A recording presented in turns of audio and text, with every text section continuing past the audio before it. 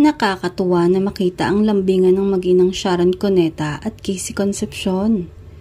Nakisali kasi si Casey sa Christmas celebration ng kanyang nanay, stepdad na si former Senator Francis Pangilinan, mga kapatid na sina Frankie, Miel at Miguel, kaya naman sobrang happy ng kanilang mga fans.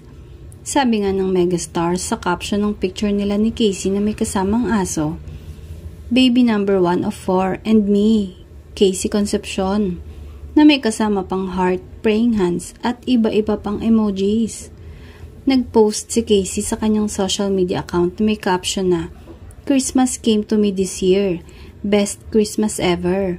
Thank you 2024 for bringing my mama and I together. Perfect way to close another year. Love you, dear God. Your timing is really beautiful.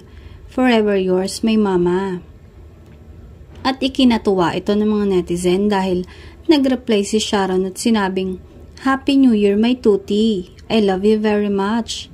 Hilinga ng fans na magtuloy-tuloy na yon. At sana nga raw sa birthday ng kanyang mama sa January 6 ay makasama rin si Casey sa celebration. Sa totoo lang, ang hiling talaga ng marami ay magtuloy-tuloy ang magandang relasyon ng mag-inang Sharon at Casey. Ito na yata ang isa sa pinakamagandang nangyari sa taong 2024 ng magnanay. At marami din ang umaasang makakasama si Casey sa magaganap na reunion movie at worldwide concert ng kanyang mama at papa.